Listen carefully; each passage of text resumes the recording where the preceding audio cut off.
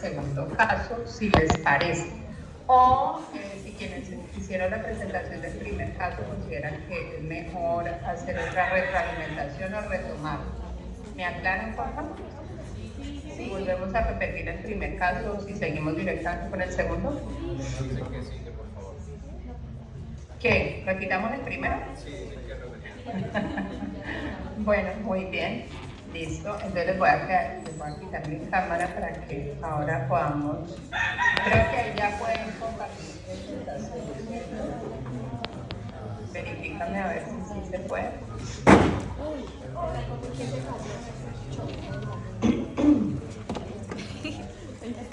Les tengo que ceder.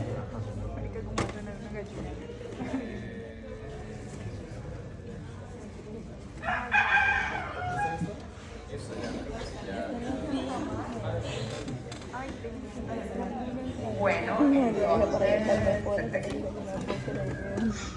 entonces podemos empezar y ahí vamos haciendo las preguntitas. Recuerden que la idea es que no nos demoremos más de 15 minutos por caso, ¿listo? Y porfa, David, ayúdame con el listado de todos.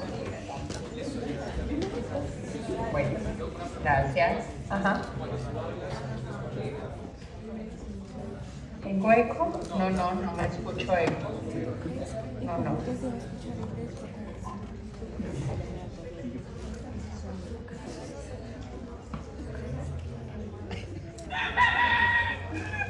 Por ahí no la estoy escuchando, ¿no? Tener el micrófono cerrado. No fui yo, te lo juro que no fui yo. Estaba acá. No fui yo, amigo. Solamente estaba así. Ahí el micrófono está cerrado. Ah, listo, muy bien.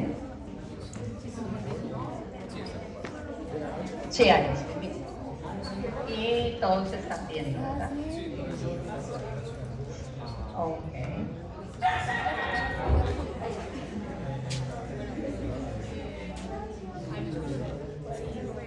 Sí, perfecto.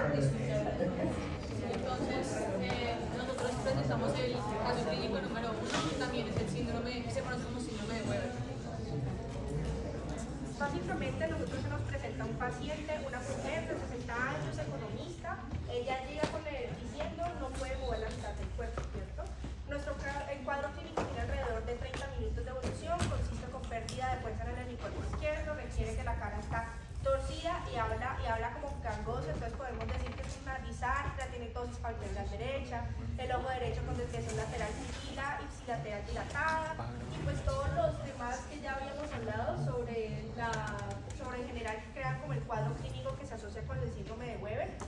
Y pues básicamente es importante también tener muy en cuenta los antecedentes clínicos de este paciente, que presenta que tiene un HTA de difícil manejo, o sea, presión arterial muy alta, y además de eso tiene diabetes tipo 2, ella es insulinodependiente, entonces podemos hacer una pequeña correlación de que podemos asumir que la paciente también tiene como un cuadro de obesidad. Entonces, esas son algunas de las cosas que tenemos que tener en cuenta, además de todos los síntomas que presentamos.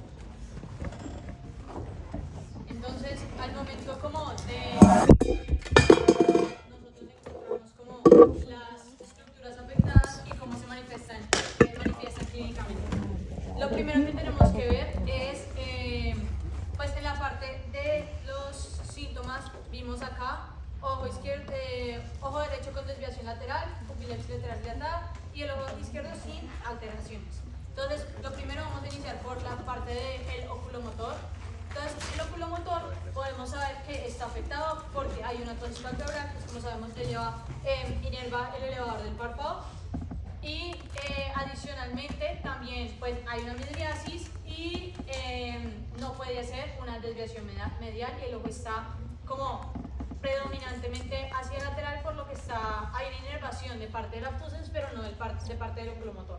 Entonces, por eso dijimos como la primera estructura que tenemos afectada es el nervio oculomotor. Al saber que está el nervio oculomotor afectado, lo primero que tenemos que ver es que está afectado de forma infranuclear, o sea, no está afectado después de que ya sale del núcleo, y esto hace que nosotros podamos analizar que no es una afectación contralateral, sino ipsilateral. Entonces nos dicen que el ojo afectado es el derecho, por ende también la estructura afectada es el nervio oculomotor derecho. Algo adicional que tenemos que tener en cuenta aquí es que al haber analizado que lo que está afectado es el nervio oculomotor, también podemos analizar que en qué corte estaría la lesión, ¿cierto? Entonces esta lesión está a nivel de mesencéfalo en colículos superiores. ¿Listo?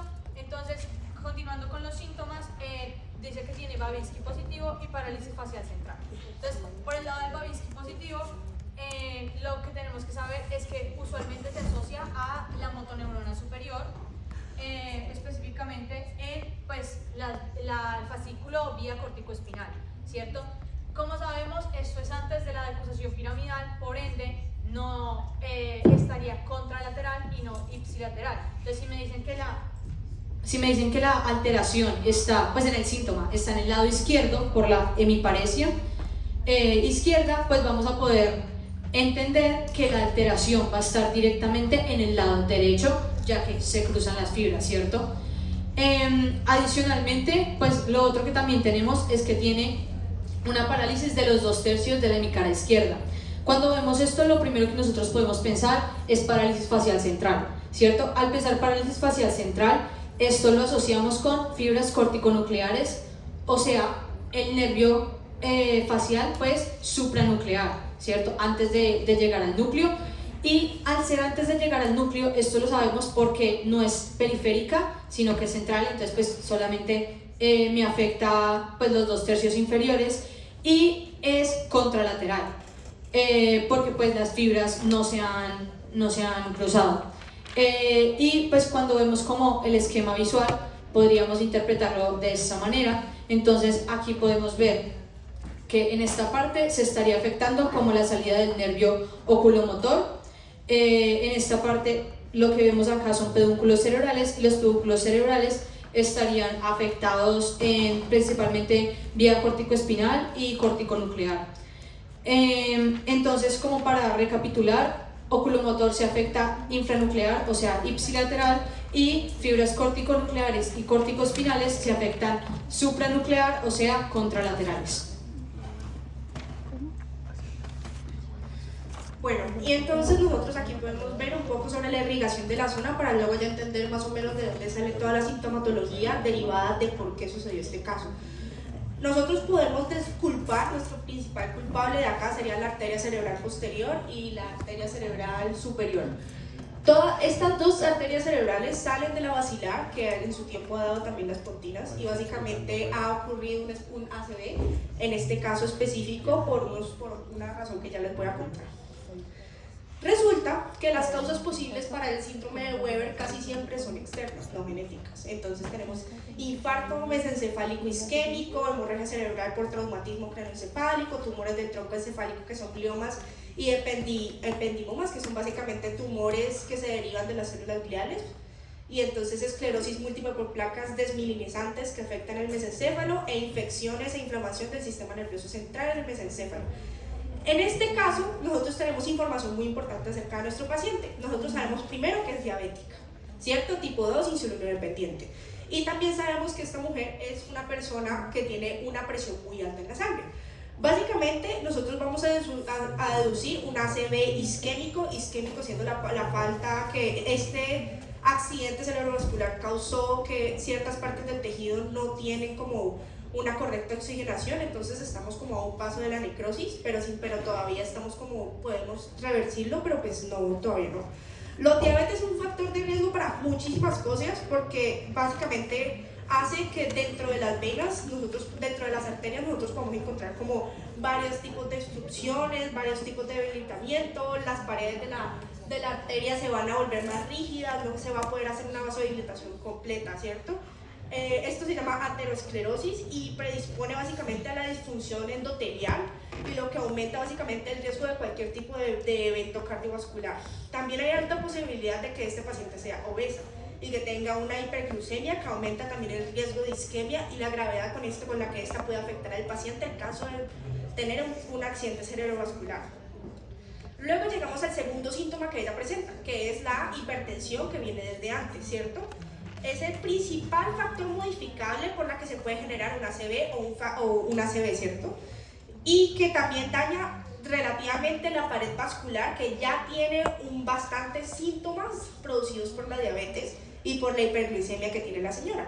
Y también reduce la autorregulación cerebelar y facilita la isquemia. Entonces, las dos cosas que tenía la señora antes de llegar con el ACV producían que el ACV se pusiera peor y la isquemia de la zona se pusiera aún peor.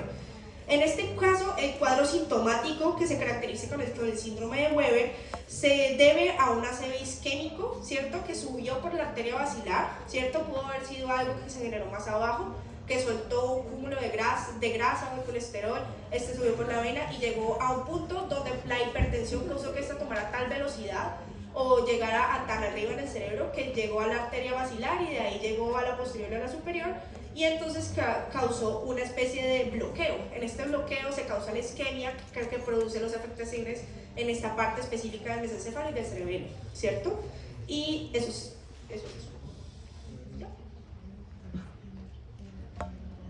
Muy bien. Entonces, como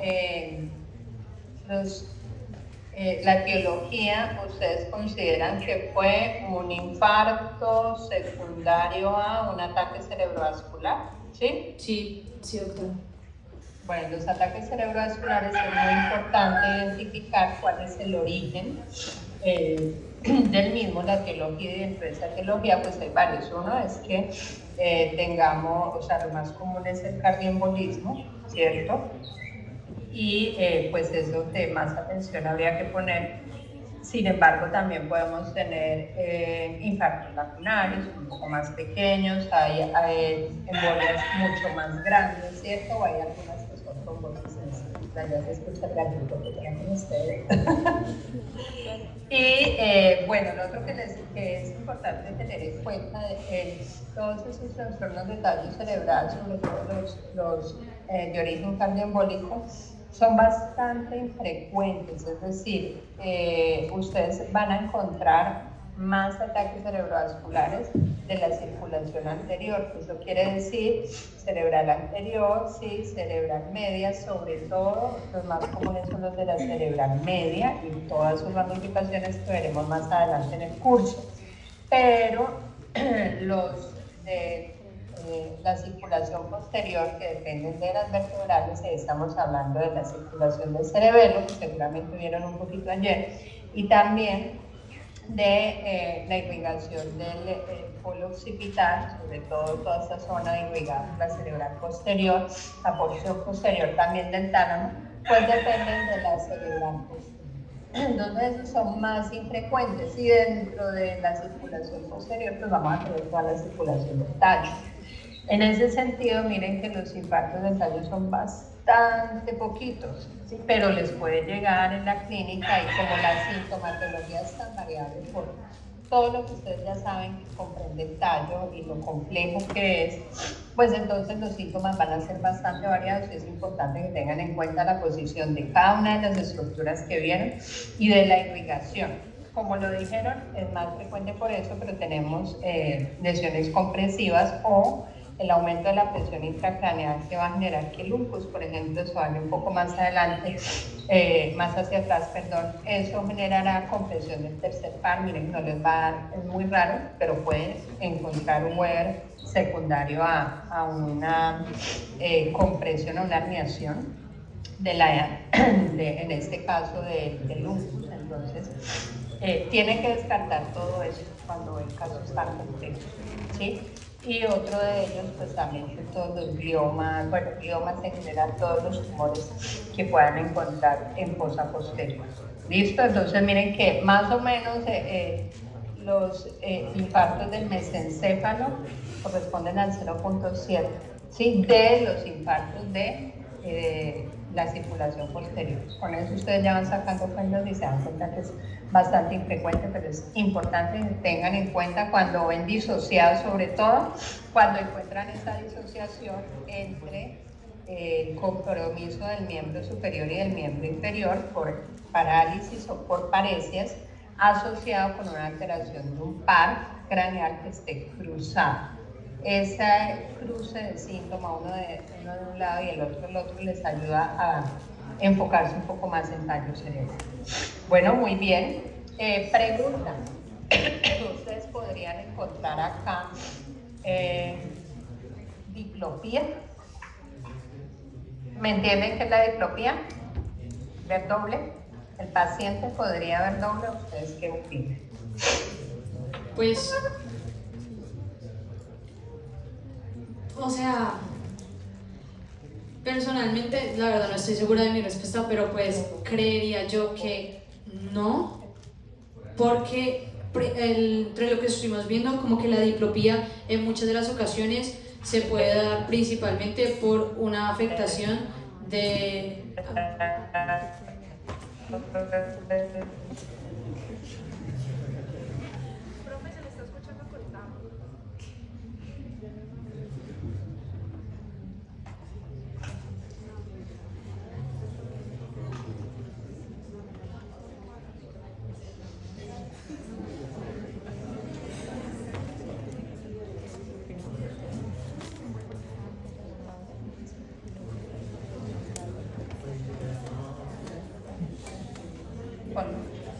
¿Ahí nos escuchas?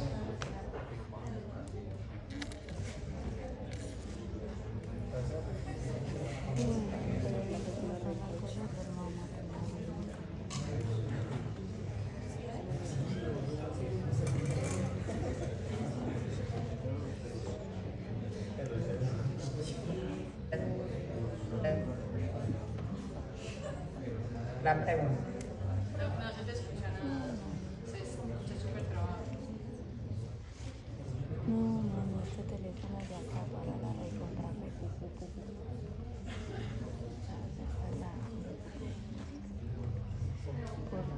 no, le sacas el mismo que le pasa a las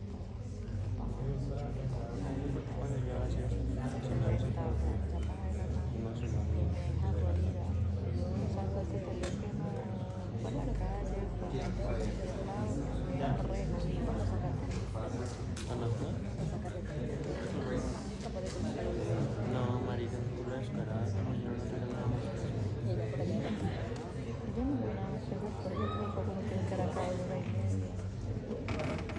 Estoy escuchando, me escuchan.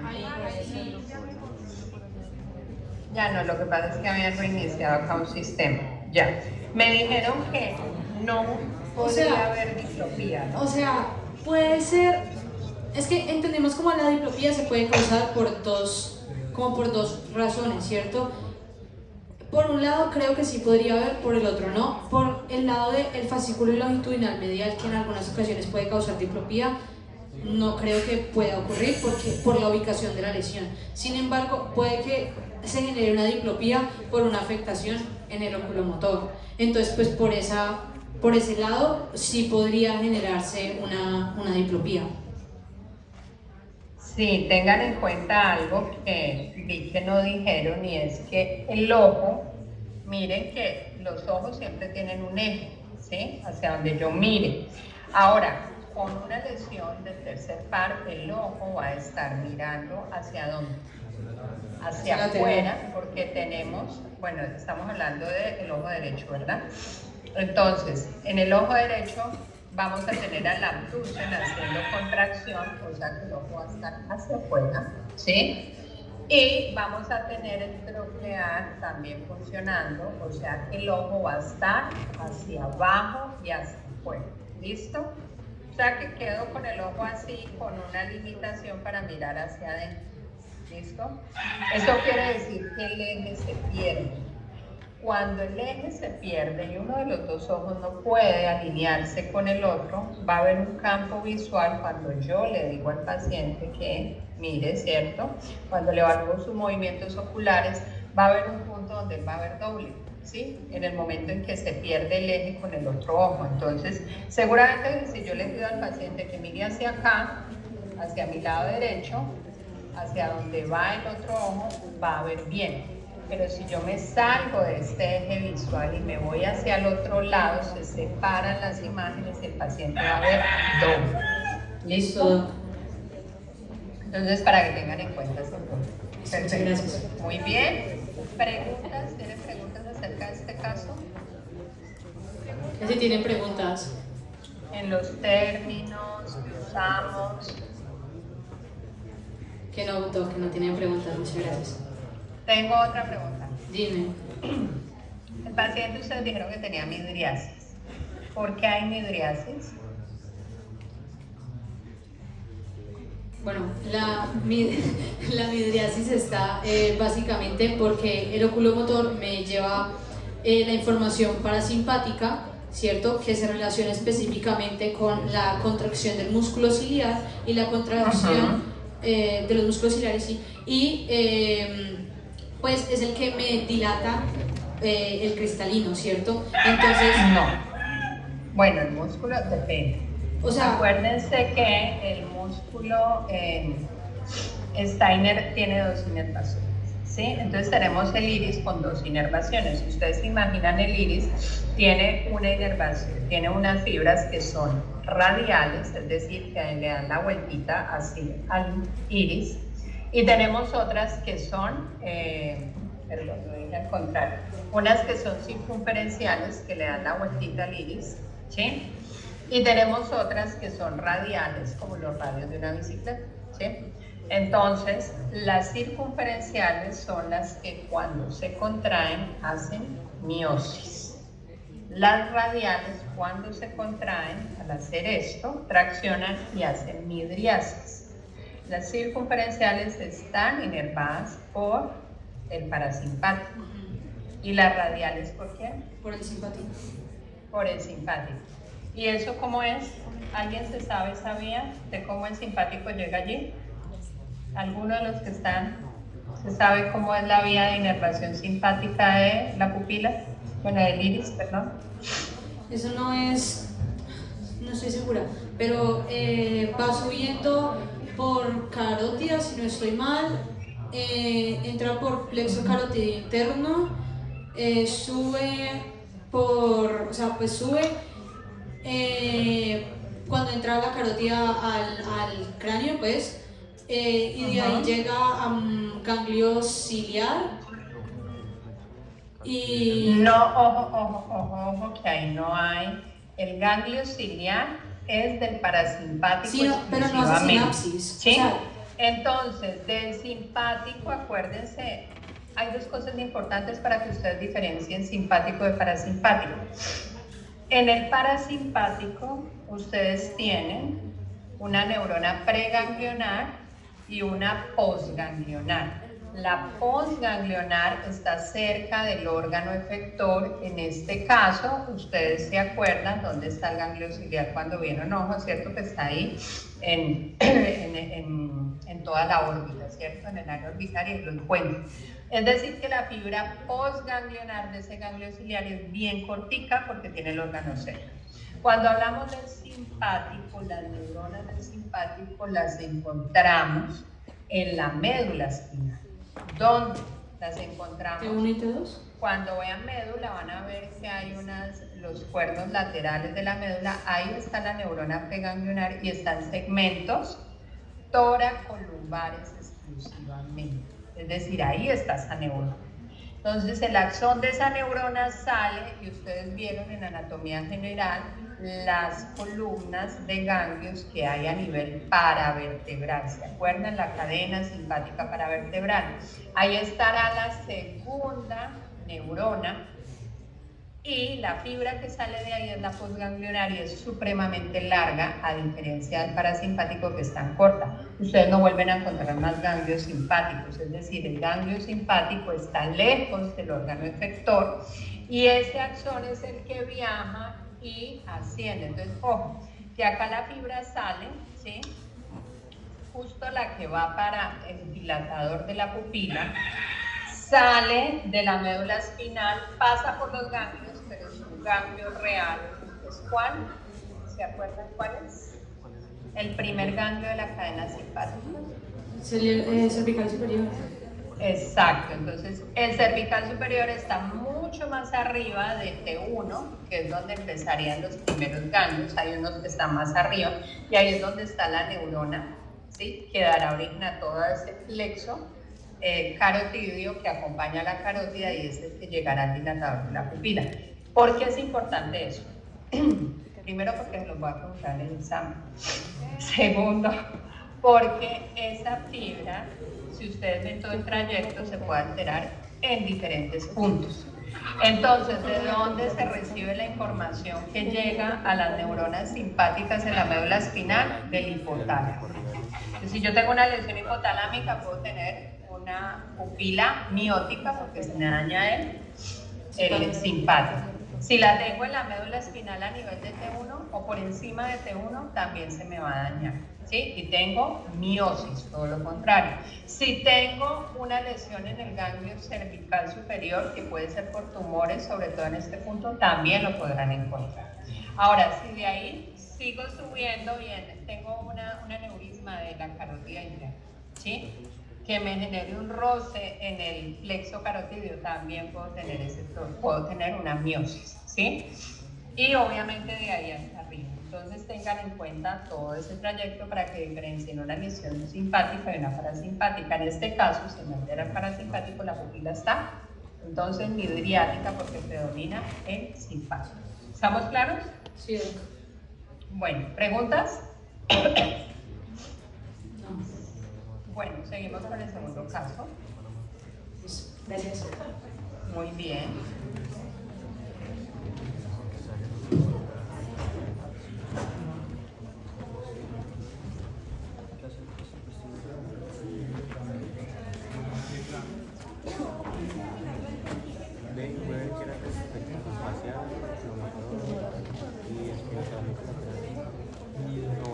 Pregunta de pago oculomotor, el núcleo oculomotor y los oculomotor.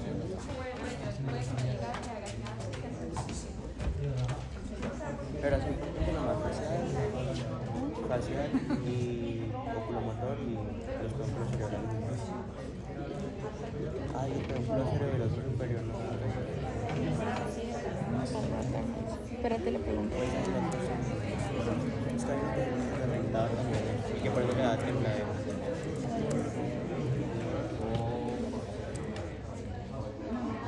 ¿El pedúnculo cerebroso qué? Superior.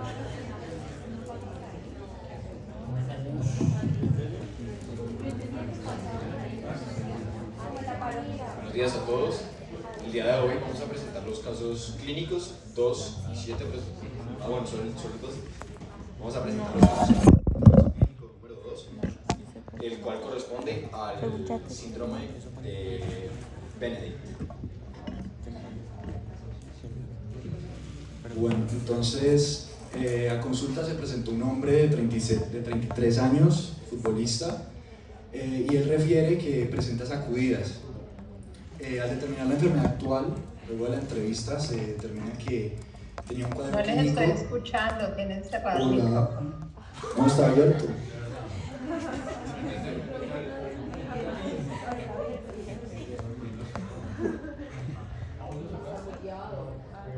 Eso, si suben un tricipito la cámara para yo alcanzarles a ver el rostro. Ahí, perfecto.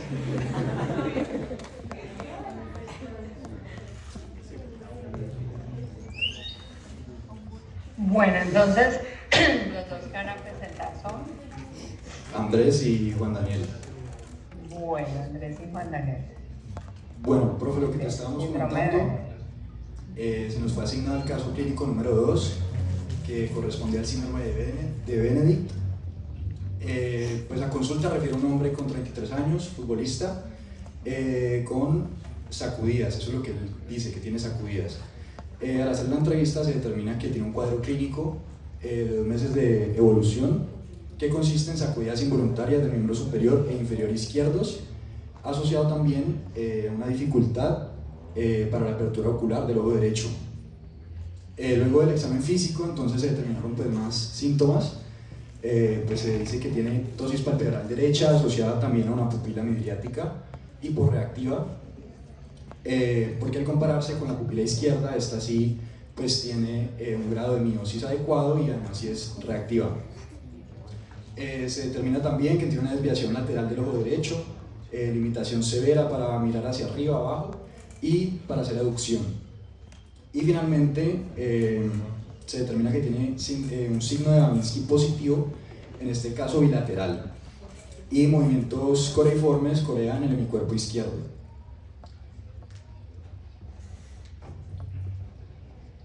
Bueno, lo más importante aquí para destacar con este síndrome es resaltar sus antecedentes y ya vamos a ver por qué.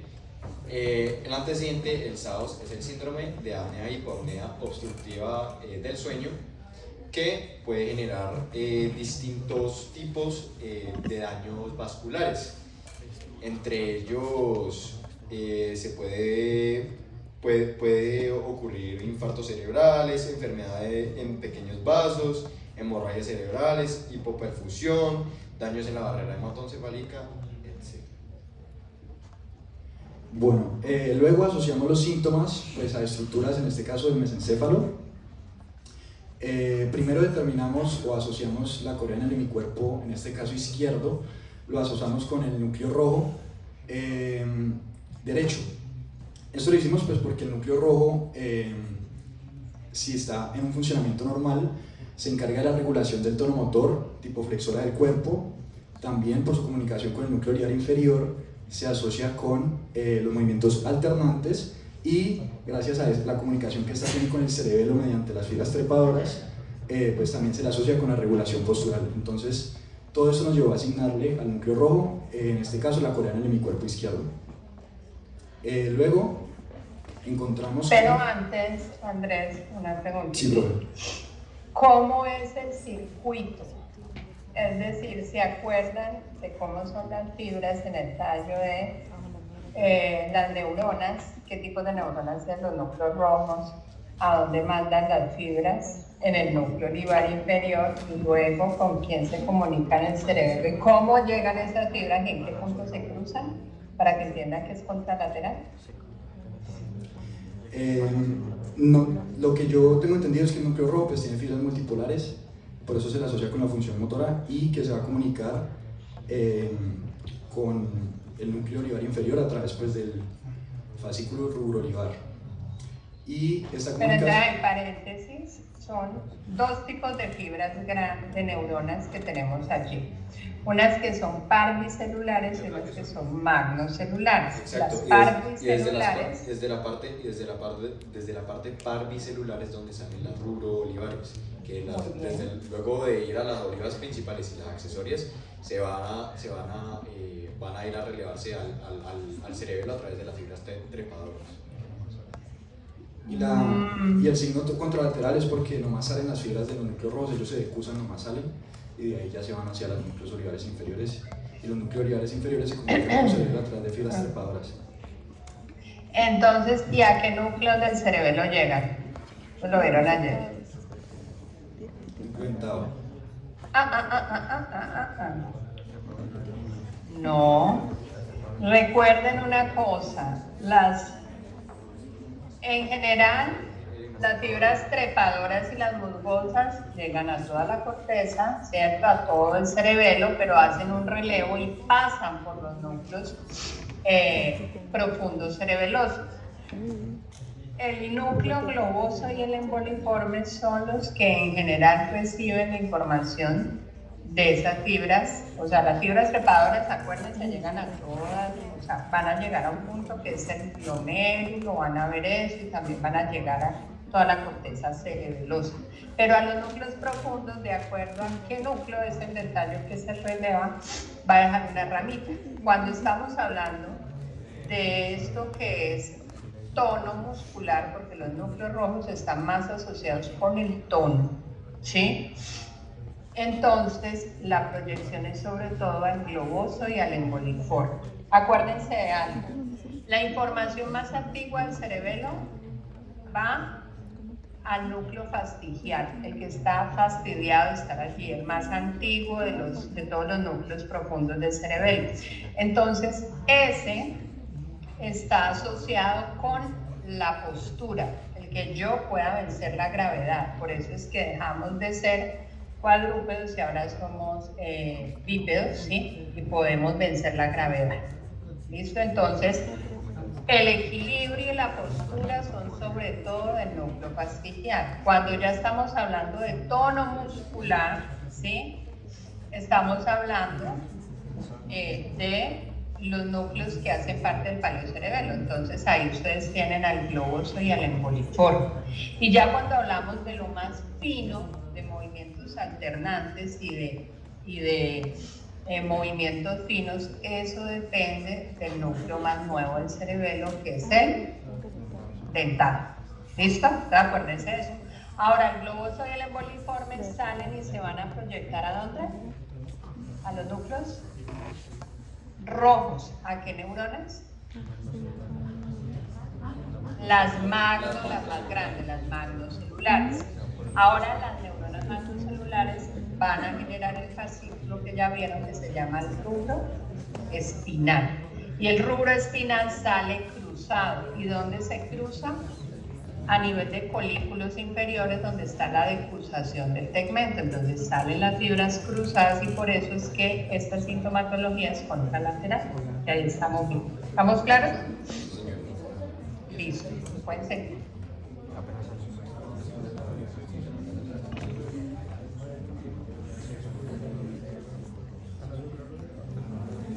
Bueno, luego continuamos con el signo Babinski positivo. Al comienzo pues tuvimos muchas dudas porque decía que era bilateral, pues no sabíamos cómo podría ser bilateral si solamente se presentaba afectación de un lado. Pero nosotros determinamos que si se afecta el fascículo corticoespinal derecho, los síntomas podrían ser bilaterales en el caso de que la afectación sea de gran magnitud. Esto pues porque nosotros sabemos que el fascículo corticoespinal se cruza en la decursación piramidal, pero no en toda su totalidad, sino el 80% y el 20% queda ipsilateral. Entonces, si la afectación es de suficiente gran magnitud, determinamos que podría presentarse este signo bilateralmente. Y finalmente, determinamos pues, los síntomas en los globos oculares asociados al tercer par craneal. En este caso se van a afectar las fibras que ya salieron del núcleo motor del tercer par y que están atravesando los núcleos rojos buscando el origen aparente, que es el surco interpuncular. Y pues en este caso pues, los síntomas van a ser ipsilaterales como en los pares craneales. Pero los síntomas pues, son ptosis palpebral, pues porque sabemos que el oculomotor inerva el elevador del párpado superior. Va a tener pupila midriática hiporreactiva, también pues lo que habló Alicia ahorita, gracias a su inervación pues, parasimpática. Y va a tener desviación lateral del ojo, limitación severa para mirar hacia arriba, abajo y aducción asociada a su inervación con los rectos superiores, inferior y el recto medial. Pues según estas estructuras nosotros sabemos que el síndrome de Benedict es un síndrome paramediano del mesencéfalo y según estas estructuras que se afectaron nosotros determinamos que este sería el área afectada. En este caso estamos viendo cómo afecta a los núcleos rojos y por tanto viendo los síntomas de los movimientos correiformes. Ahí lo determinamos también porque ahí se afectaría el oculomotor, porque sabemos que el oculomotor cuando sale del núcleo motor atraviesa el núcleo rojo para buscar ahí el surco interpuncular que lo vemos ahí medial, en toda la línea media. Perdón, ¿de qué lado era el par craneal afectado, el tercer par, derecho o izquierdo? Derecho, porque la sintomatología era derecha. Entonces, devuélvanse. Si la sintomatología es derecha, ¿ustedes ven algún error ahí en la imagen? Ah, sí. Bueno, eso es fundamental que lo ubiquen muy bien, ¿ya? Ese círculo tiene que estar al otro lado, ¿listo? Porque precisamente acá es muy importante que tengan en cuenta la lateralidad y en el parcial de tallo siempre preguntamos por lateralidad de síntomas, que lo ubiquen en la imagen y que lo ubiquen en la resonancia. ¿Listo? Sí, que me la profe. Y el fascículo corticoespinal pues también se afectaría aquí porque pues sabemos que va a llegar hacia los pedúnculos cerebrales, que es lo que vemos ahí en la parte más ventral de este corte. Listo, ahorita vamos a hablar de irrigación. Para ubicarnos tenemos que encontrar la arteria basilar. Si la pueden ver aquí, la estoy señalando, esta es la arteria basilar. Mientras asciende, se ramifica, se bifurca, se ramifica en las siguientes arterias que van a ser las más predominantes en el mesencéfalo, que es donde tenemos la lesión, que son la arteria cerebral posterior y la cerebelosa superior. No sé, aquí ustedes la pueden ver. Esta es la cerebral posterior y la arteria cerebelosa superior. ¿Listo? Entonces, ¿qué hacen estas arterias? Lo que hacen es abrazan el mesencéfalo y a través de arterias perforantes irrigan las distintas estructuras presentes en el mesencéfalo. Entonces, nosotros vamos a tener las arterias paramedianas, que son ramas de la arteria cerebral posterior. Aquí las podemos ver, se las voy a señalar. Las paramedianas, estas, que me van a irrigar el núcleo del tercer par craneal, el fascículo longitudinal medial, porción medial del pedúnculo cerebral y la sustancia gris periacueductal. ¿Listo? Luego tenemos las arterias circunferenciales cortas, que son rama de la arteria cerebelosa superior, y estas irrigan al núcleo rojo, al lemnisco medial y al braquium del colículo superior. Y por último vamos a tener las circunferenciales largas, que son ramas de la arteria cerebral posterior. ¿Listo? Ya se los voy a mostrar en esta, aquí se ve. Entonces, son dos ramas. La primera es la rama cuadrigeminal, que pues ya saben que por su mismo nombre va a irrigar a la lámina cuadrigémina. Y la segunda va a ser la coroidea superior, la coroidea posterior, disculpe. Entonces, aquí vemos la arteria coroidea medial para el plexo coroideo. Esta va a estar implicada en la irrigación de los colículos superior e inferior, del brachium, o sea, del brazo del colículo inferior y del área pretectal. Entonces, esas son las arterias más importantes y más relevantes en cuanto a nuestro caso. Y ahora yo me quiero volver a los antecedentes. Cuando llega el paciente, presenta antecedentes de SAOS, que como dije anteriormente es el síndrome apnea-hipoapnea obstructiva del sueño, o sea, apnea del sueño. Y esto que puede causar: si el paciente a la hora de dormir no respira bien, no recibe la suficiente oxigenación, pues esto puede repercutir en las siguientes cosas. Por ejemplo, puede presentar hipoxia, o sea, baja cantidad de oxígeno, o sea, baja oxigenación. Puede presentar problemas en la permeabilidad de la barrera hematoencefálica, y también podrían haber microhemorragias vasculares. Entonces, si el paciente presenta estos síntomas, y además sabemos que es un deportista de alto rendimiento, por la alta carga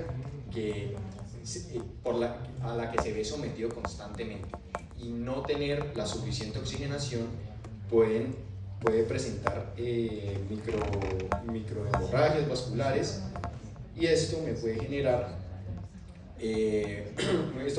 una posible causa de vena. ¿Listo? Vena. Entonces, nosotros como posibles causas pusimos que podría ser un accidente cerebrovascular, un isquémico, que genera oclusión de las arterias perforantes de la arteria cerebral posterior o arteria basilar, una hemorragia cerebral en el mesencéfalo, ya sea secundaria, espontánea, a hipertensión arterial, tumores del tronco encefálico, malformaciones vasculares, esclerosis múltiple o infecciones o traumatismo cráneoencefálico. Entonces, esas son las posibles causas. Muy bien. Pregunta: si fuera la basilar, ¿ustedes qué esperarían? Si la oclusión fuera la basilar, ¿esperan este síndrome? Yo esperaría uno más en el puente, la verdad. ¿Uno qué? Uno más referido en el puente. O bueno, de hecho, puede haber alguna lesión que sea mucho más grande, pueden haber varias lesiones. Digo yo, pues, Sí puede estar asociada a perforantes de la basilar, pero un poco más altas, ¿sí? pero de la vacilar completa no, porque generaría otro síndrome. Obviamente tendrían lesiones mucho más exuberantes, por así decirlo, más sintomatología, no esto tan exclusivo. Miren que este síndrome es como tener un Weber extendido, ¿ya? ¿Por qué? Porque me alcanza a agarrar los núcleos rojos y es donde aparece el tremor o temblor rubral, ¿sí? En algunos va a aparecer ese temblor rubral contralateral, o también puede aparecer solo en miembros superiores, muchas veces es exclusivo en miembros superiores y no abarca el miembro inferior. Y esas son como básicamente las diferencias que pueden encontrar entre uno y otro, pero básicamente es la misma área, la misma arteria. También puede ser por tumores, pero frecuentemente es por lesiones vasculares. ¿Listo? Muy bien. Preguntas. Preguntas del público, de sus compañeros. Ninguna. Perfecto, entonces seguimos con... acuérdense que en este momento es donde tenemos el tiempo para resolver todas las dudas, la lateralidad, si tienen problemas. Siguiente grupo.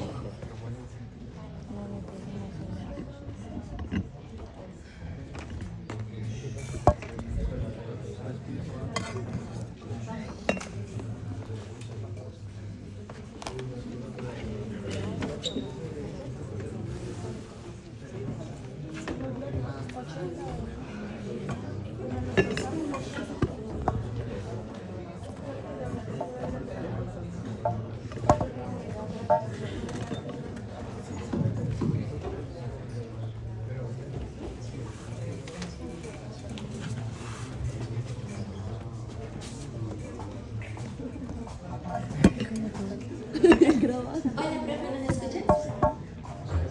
Sí, perfecto. Muy bien, regálenme nombres primero. Mi nombre es Karin Crespo y mi compañero es Juan García Garrido. Muy bien. Listo. Entonces, vamos a hablarles sobre el caso 3. Tenemos un paciente masculino de 60 años que es pensionado. El motivo de consulta dice que no ve bien. En la enfermedad actual tenemos un cuadro clínico de más o menos un año de evolución consistente y dificultad para mirar hacia arriba. Es tanta la dificultad que tiene que levantar la cabeza para compensar. Tiene visión doble de cerca y molestia para ver la luz. En los antecedentes tenemos un pinealoma extirpado hace 30 años. En el examen físico, parálisis bilateral de la mirada hacia arriba, debilidad para la convergencia ocular y poca respuesta pupilar al estímulo luminoso. Entonces, se trata de un síndrome encefálico dorsal o síndrome de Parinaud. Como pueden ver, la lateralidad de las estructuras afectadas, tanto como la lateralidad de los síntomas, son bilaterales. Esto debido a que la lesión pues, ocurre en un sitio muy central y que es donde las estructuras funcionan bilateralmente. La primera estructura afectada que tenemos es el núcleo predental o los núcleos predentales, que son los encargados del reflejo fotomotor, o también del diámetro pupilar como reflejo de la luz. Esta afectación en este núcleo es el responsable del síntoma, que es el signo de Collier, que es la retracción del párpado superior. Asimismo, este es bilateral, como ya dije anteriormente. Los núcleos predentales se encuentran delante de los folículos superiores, que también están afectados bilateralmente. Estos folículos superiores se encuentran en la parte dorsal del mesencéfalo y son los encargados de los movimientos sadicales, en este momento se llaman sacídicos. Sacádicos. Qué pena. Estos movimientos sacádicos son los movimientos rápidos del ojo hacia un objeto de interés. También se encargan como de la participación de la orientación de la cabeza ante este objeto de interés, porque cuando queremos mirar hacia un lugar, pues no solamente movemos los ojos, sino también la cabeza. La lesión en este colículo superiores se encarga también del signo de lid-lag, que es que el párpado no quiere seguir el ojo, al bajar la mirada. Entonces, pues eso es más o menos lo que nos refirió el paciente. Por último, el núcleo intersticial de Cajal. El núcleo intersticial de Cajal se encarga de la conducción de los movimientos oculares, tanto de la postura ocular y de la posición y de los movimientos conjugados. la afectación en este núcleo intersticial de Cajal se va a ver reflejada como en pupilas grandes, que es el tamaño pupilar o midriasis bilateral. Tenemos los síntomas que ya mencioné. Además tenemos un signo semiológico que se llama nistagmus de convergencia. El nistagmus de convergencia ocurre cuando es como un movimiento ocular involuntario que se produce cuando se intenta mirar hacia arriba. Entonces, por ejemplo, le pueden coger el párpado del paciente y trata de mirar hacia arriba y se le va el ojo hacia abajo. Entonces, esa es el nistagmus de convergencia. Seguimos con la delimitación del área de la vista. Bueno, Esperen un segundito, yo les adiciono algo. Los núcleos pretectales quedan por encima del tectum, es decir, por encima de los colículos superiores, ¿sí? No adelante ni por debajo, sino arriba de ellos, es decir, entre lo que sería el pulvinar. Acuérdense que el tálamo en su porción posterior está limitando con el mesencéfalo, entonces tendríamos entre ese tálamo y el mesencéfalo la ubicación de los núcleos pretectales. Por otro lado, es importante que recuerden que tenemos dos centros además de los centros corticales de la mirada, que lo verán después, lo mirarán también en la clase que tenían hoy de movimientos oculares.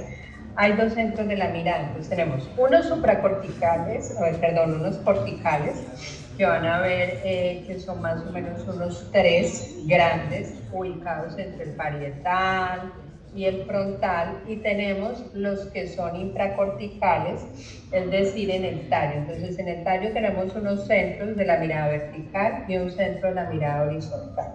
El centro de la mirada vertical es el núcleo intersticial de Cajal, es el que me permite mirar de arriba a abajo, ¿sí? Y tenemos el centro de la mirada horizontal, que es la formación reticular paramediana, que está en el puente. Entonces, el que está en el puente me permite mirar del lado derecho hacia el lado izquierdo, ¿sí? Y en sentido contrario. Ahora, en la región de los folículos, más arribita, entonces, una lesión allí me va a limitar que yo pueda mirar de arriba abajo. Sobre todo la limitación es mirar hacia arriba, ¿listo? Que es los signos que aparecen allí. No sé si ustedes pudieron ver videos o pusieron algún videito, ¿no? De cómo se ve el lila. No lo pusieron allí. Bueno, ahorita miramos uno. Entonces, la delimitación del área continúa. Entonces, aquí en la delimitación del área, pues como podemos observar, la lesión se da principalmente en la región del tectum y el pretectum, pero como ya habías mencionado en la imagen, no podemos observar los núcleos pretectales en este corte. Y observamos principalmente a nivel dorsal, que vendrían siendo los colículos superiores, como ese es un corte de mesencéfalo a nivel de colículos superiores. También lo relacionamos con la vía extrageniculada y pues realmente, como podemos observar, encima tendríamos lo que es la glándula pineal, entonces por eso se relaciona con el pinealoma que ya mencionó mi compañera, que básicamente va a comprimir como los colículos y por eso se afecta también esta área. Y también lo relacionamos aquí con muy cercano a lo que es la sustancia gris periaqueductal y al acueducto cerebral como tal, entonces las hidrocefalias también pueden como comprimir esta zona y causar, pues darnos como una causa que mencionaremos más adelante. Entonces, pero principalmente observamos que el daño delimitado se da a nivel de colículos superiores.